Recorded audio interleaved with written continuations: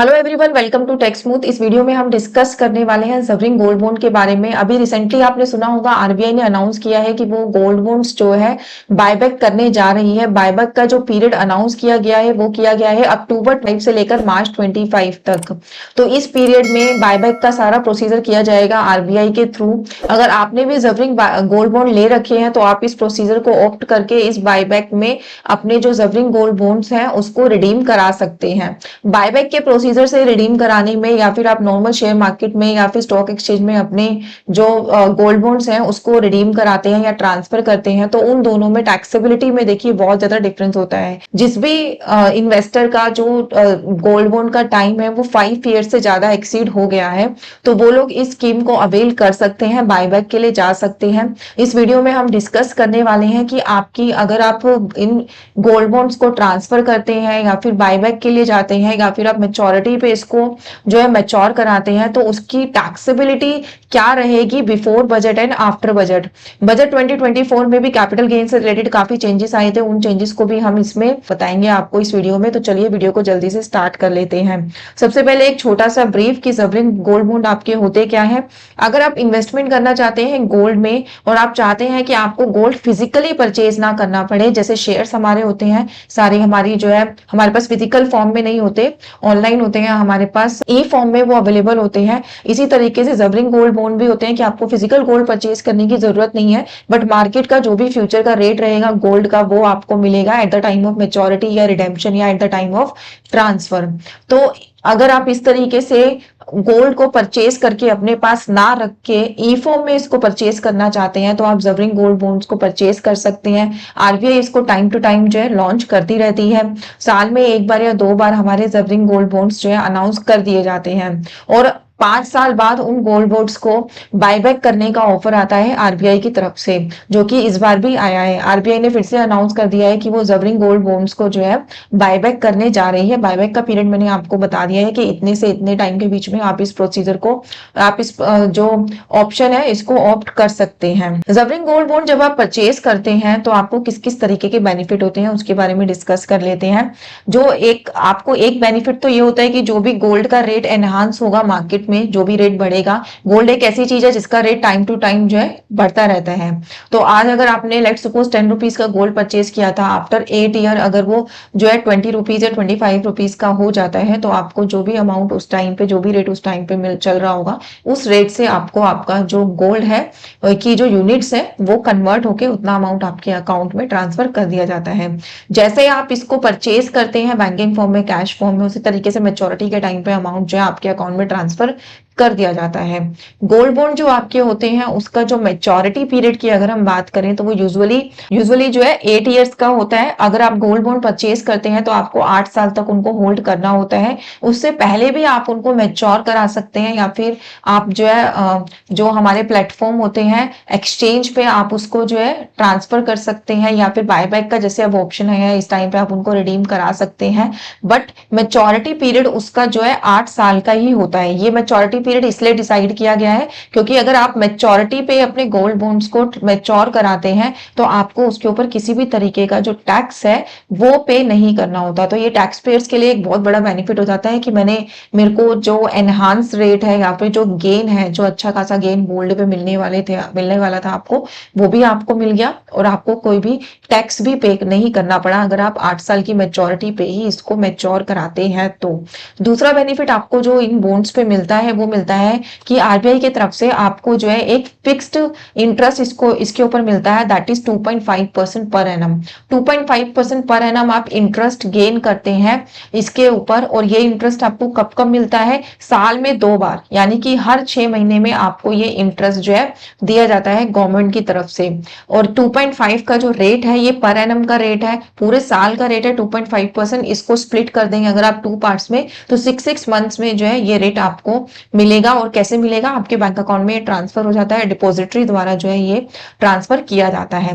अगर हम टैक्सेबिलिटी की बात करें इस इंटरेस्ट रेट के ऊपर कि क्या ये इंटरेस्ट टैक्सेबल होता है या नहीं होता है, तो ये इंटरेस्ट आपका प्योरली टैक्सेबल होता है, जैसे आपका कोई भी एफडी का इंटरेस्ट या फिर सेविंग का इंटरेस्ट होता है, और इस इंटरेस्ट को किस रेट पे आप टैक्स करते हैं वो है आपका स्लैब रेट। जो भी आपका स्लैब रेट चल रहा होगा उस स्लैब रेट के अकॉर्डिंग जो है इस इंटरेस्ट पे भी आपको टैक्स देना पड़ेगा।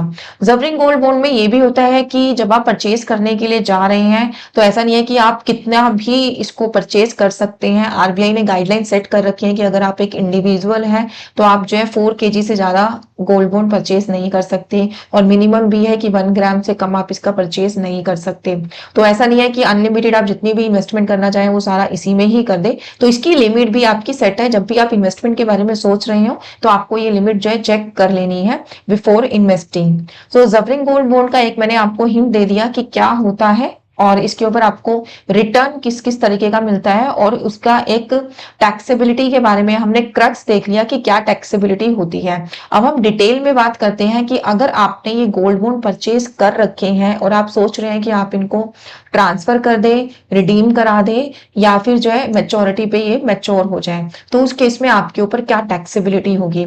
अभी आपने सुना, मैंने यहाँ पे 3 वर्ड्स यूज करे हैं, ट्रांसफर, रिडेम्पशन एंड मैच्योरिटी। तीनों ही वर्ड जो है अपने आप में एक डिफरेंट इनका व्यू है, डिफरेंट सिनारियो है टैक्सेशन का, क्योंकि तीनों टर्म्स में आपको जो है अलग अलग टैक्स पे करना होता है। जबरिंग गोल्ड बॉन्ड की जो टैक्सेबिलिटी है वो डिपेंड करती है कि आप उसको जो है किस प्लेटफॉर्म पे ट्रांसफर करने जा रहे हैं। आप उसको जो है स्टॉक एक्सचेंज के थ्रू अगर आप उसको ट्रांसफर करने जा रहे हैं तो उसकी टैक्सेबिलिटी अलग है। जब बायबैक का ऑप्शन आता है तो उस टाइम पे अगर आप उसको रिडीम कराने जा रहे हैं तो उसकी टैक्सेबिलिटी अलग होती है, और मैच्योरिटी पे अगर आप उसको अपने जो गोल्ड बॉन्ड्स हैं उनको रिडीम करा रहे हैं तो उसकी टैक्सेबिलिटी अलग होती है। तो अब हम इसको चेक करेंगे और मैं आपको बताऊंगी कि कब कब कितना कितना टैक्स आपको पे करना होता है। जबरिंग गोल्ड बॉन्ड है आपके, आप इनको कब कब ट्रांसफर कर सकते हैं। ट्रांसफर करने का टाइम लिमिट कोई भी नहीं है, आप कभी भी जो है जब भी आपको फंड की रिक्वायरमेंट हो आप इसको ट्रांसफर कर सकते हैं।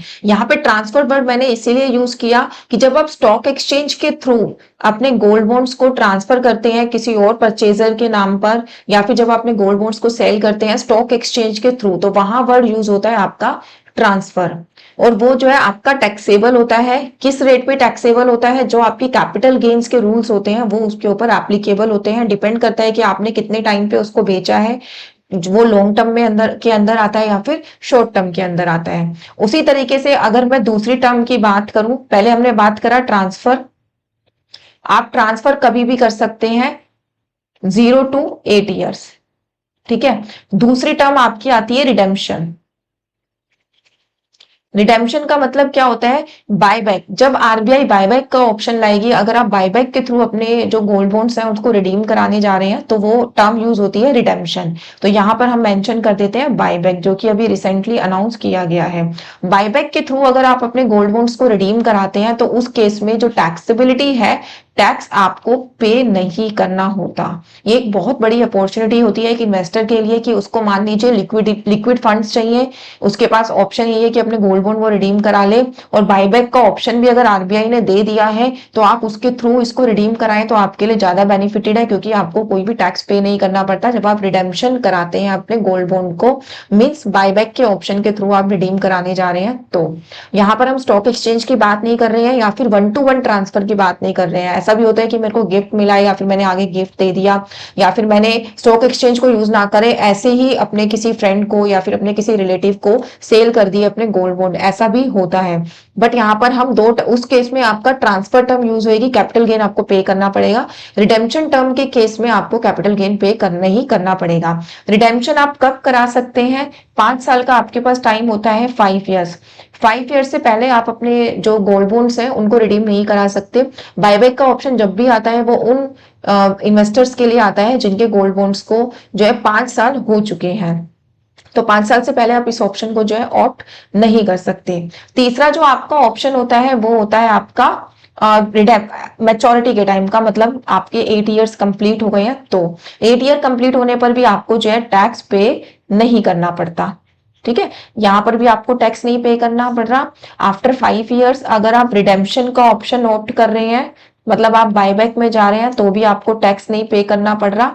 और बिफोर 5 ईयर या फिर आफ्टर 5 ईयर, दोनों ही सिचुएशंस में अगर आप ट्रांसफर का ऑप्शन यूज कर रहे हैं, यानी कि स्टॉक एक्सचेंज के थ्रू अगर आप अपने रिडीम कराने जा रहे हैं, ट्रांसफर कर रहे हैं बॉन्ड्स को, तो यहाँ पर आपको पे करना पड़ेगा टैक्स। और किस हिसाब से पे करना पड़ेगा यहाँ पे आपको टैक्स, यहाँ पे आपके यूज होंगे कैपिटल गेन के प्रोविजंस। तो अब हम डिटेल में बात करेंगे कि अगर आप ट्रांसफर कर रहे हैं अपने बॉन्ड्स को तो आपको कितना टैक्स पे करना पड़ सकता है। जब आप ट्रांसफर करने जा रहे हैं उसमें भी अब आपके दो सिनारियो क्रिएट हो गए हैं, before budget and after budget, क्योंकि बजट में कैपिटल गेन की टैक्सेशन को लेकर बहुत सारे चेंजेस आए थे। तो हम दोनों ही सिनारियो यहाँ पे डिस्कस करेंगे, बिफोर बजट 2024 और आफ्टर बजट। बिफोर बजट जो हमारा सिनेरियो था वो था कि आपको कितना कैपिटल गेन टैक्स उस पे करना पड़ता था, वो था कि आपको कितना पीरियड आप उसको होल्ड कर रहे हैं। तो उस टाइम पे जो पीरियड ऑफ होल्डिंग काउंट की जाती थी वो की जाती थी 36 मंथ्स। अगर आप उसको 36 मंथ से ज्यादा होल्ड कर रहे हैं तो आपका हो जाता था लॉन्ग टर्म कैपिटल गेन, अगर आप उसको 36 मंथ से ज्यादा होल्ड कर रहे हैं, ठीक है, या फिर 36 मंथ से आप कम होल्ड कर रहे हैं, ज्यादा करोगे तो लॉन्ग टर्म कैपिटल गेन, और यहां पे था शॉर्ट टर्म कैपिटल गेन।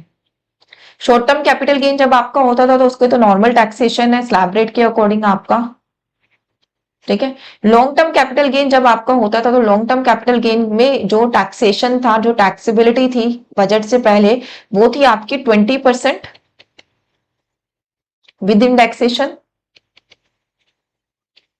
या फिर 10% विदाउट इंडेक्सेशन। जबरिंग गोल्ड बॉन्ड में आपको इंडेक्सेशन का बेनिफिट मिलता है लॉन्ग टर्म कैपिटल गेन के केस में। इसी तरीके से ये तो थी हमारी बात बिफोर बजट की। अगर मैं आफ्टर बजट की बात करूं, आफ्टर बजट यानी कि 23 जुलाई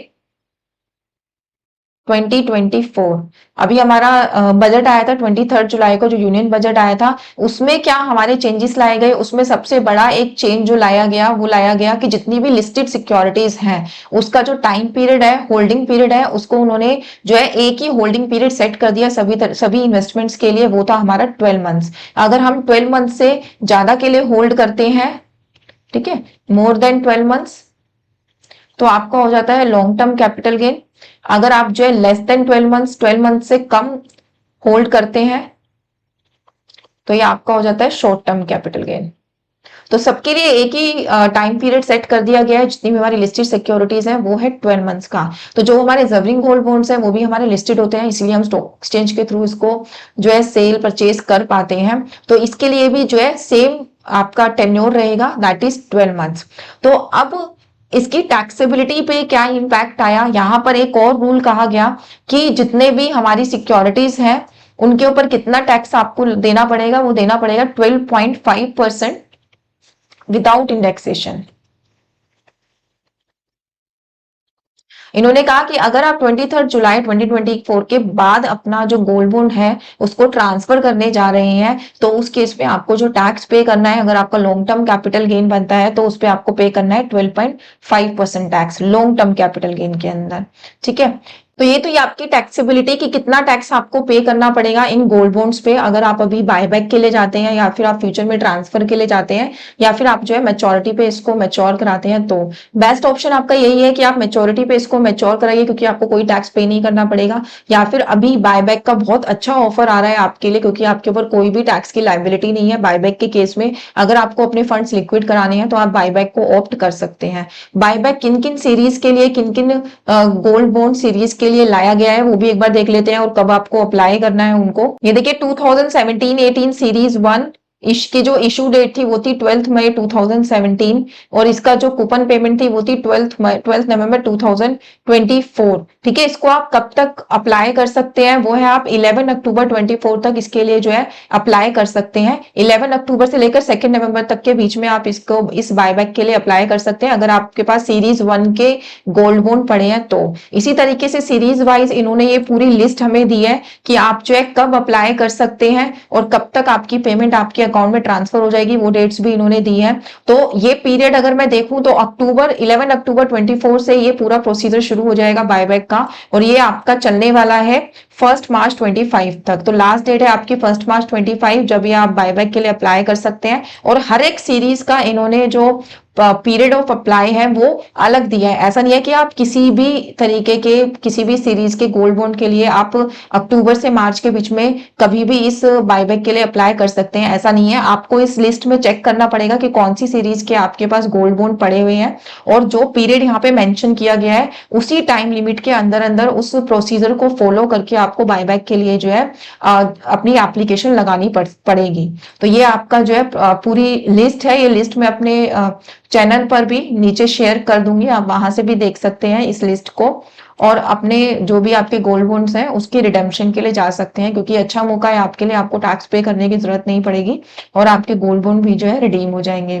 टैक्सेबिलिटी आपकी क्या रहेगी? अगर आप फिक्स टेन्योर जो 8 इयर्स का है उसके लिए अगर आप गोल्ड बॉन्ड्स को होल्ड कर लेते हैं तो वो एग्जेम्प्ट रहता है। और ये जो एग्जेम्प्ट रहता है ये सिर्फ और सिर्फ इंडिविजुअल्स के लिए रहता है। तो ये जो मैंने एग्जेम्प्ट का बताया ये इंडिविजुअल्स के लिए, अगर जो गोल्ड बॉन्ड है वो आपके इंडिविजुअल नाम पे नहीं है, आपकी फर्म के नाम पर है या कंपनी के नाम पर है, तो उसकी जो टैक्सेबिलिटी होती है वो ऑल टुगेदर डिफरेंट होती है। ठीक है। और जो आपको सेमी एनुअली यानी कि 6 मंथ्स में जो आपको इंटरेस्ट मिल रहा है 2.5% पर एनम रेट है, तो उसका हाफ आपको 6 मंथ्स में मिलेगा। तो वो आपका टैक्सेबल होगा स्लैब रेट के अकॉर्डिंग। उसके ऊपर किसी भी तरीके की कोई एग्जाम्पशन इन्होंने नहीं दी है। और अगर आपने ट्रांसफर किया है स्टॉक एक्सचेंज के थ्रू तो वो ट्रांसफर कहलाता है, उस पर आपको कैपिटल गेन पे करना पड़ेगा। कैपिटल गेन कितना पे करना पड़ेगा आपको? अगर आप 12 मंथ से ज्यादा उसको होल्ड कर रहे हैं तो वो आपका एलटीसीजी है। एलटीसीजी के केस में अगर आप 23 जुलाई 2024 के बाद इसको डील कर रहे हैं तो 12.5% आपको टैक्स देना पड़ेगा without the benefit of indexation.